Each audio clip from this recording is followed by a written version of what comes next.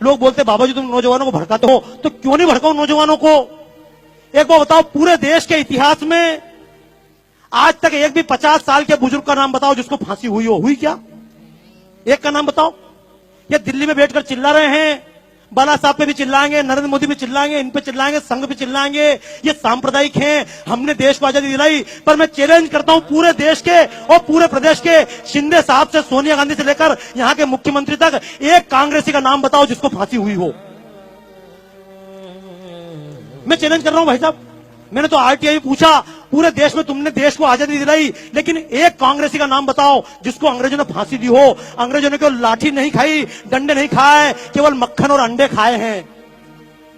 लेकिन समस्या है, इस देश का नौजवान भगत सिंह क्यों नहीं बनना चाहता, इस देश का नौजवान शिवाजी क्यों नहीं बनना चाहता, इस देश का नौजवान फांसी क्यों नहीं खाना चाहता। नौजवान को गाली देना आसान है, लेकिन कहूंगा दोस्तों, पूरे जीवन में महात्मा गांधी ने कभी एक डंडा खाया? बोलो हाँ या ना? नहीं खाया। जिन्होंने पूरे जीवन में डंडा नहीं खाया, उनके नाम से हमने 1 से लेकर 1000 तक के नोट चलाए, लेकिन जिस भगत सिंह ने फांसी खाई उसके नाम से हमने 100 का नोट का चित्र नहीं छापा। हमने शिवाजी के नाम से 50 का चित्र नहीं छापा। और सांप्रदायिकता की बात नहीं है, ये शिवसेना के मंच से खड़े होकर कहना चाहता हूं इस बात को, अशफाक उल्लाह की कुर्बानी भूल ना हम पाएंगे।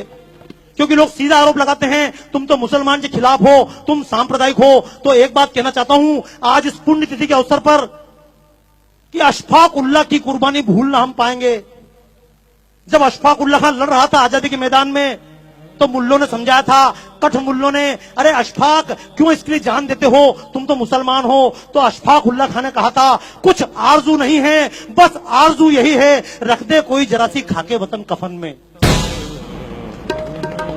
मर गया अशफाक उल्लाह खां। लेकिन ये मुसलमान के नाम से वोट लेने वालों ने आज तक अशफाक उल्लाह खां के नाम से 10 रुपए का नोट नहीं चलाया। इस देश की लड़कियां, झूठ मत बोलना, पूछना अपनी बच्चियों से, क्यों लव जिहाद के चक्कर में फंस जाती हैं। लक्ष्मीबाई नहीं बनना चाहती, जीजाबाई नहीं बनना चाहती, कैटरीना कैफ बनना चाहती, दीपिका पादुकोण बनना चाहती, क्यों? क्योंकि जिसने देश के लिए ये प्राण दिए, जो मैदान में लड़ते लड़ते मरी, उस लक्ष्मीबाई के नाम से हमने 1 रुपए का नोट नहीं चलाया। तो दोस्तों, मैं तो एक बात कहता हूं, सरकार नोट भगत सिंह के नाम से चलाए या ना चलाए, हमारे दिलों में छपना चाहिए या नहीं? कितने लोग तैयार हैं? तैयार हो? एक बात, क्यों आप लोग जा नहीं रहे वापस यार? मैं चक्कर हूं 25% निकल जाऊं, निकलोगे क्या?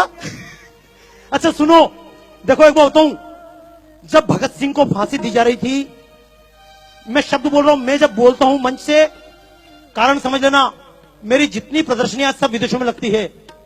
राजू निवल जी से बात चल रही थी, बाबा जी आपकी प्रदर्शन लगाएं, तो मैंने कहा मेरी प्रदर्शनी भारत में नहीं लगती। बोले क्यों नहीं लगती है? मैंने कहा जब भारत में कोई बात बोलता हूं तो लोग बोलते तुम सांप्रदायिक हो, और जब अमेरिका में खड़े होकर बोलता हूं तो लोग बोलते बाबा जी आपने हमारी आंखें खोल दी। तो कारण समझना दोस्तों, जब महात्मा गांधी ने लॉर्ड इरविन से बातचीत की थी, समझौता हुआ था, तो लोगों ने कहा था महात्मा जी, भगत सिंह ने किसी की जान नहीं ली है, संसद भवन के कोने में बम फेंका है, किसी व्यक्ति पर नहीं फेंका।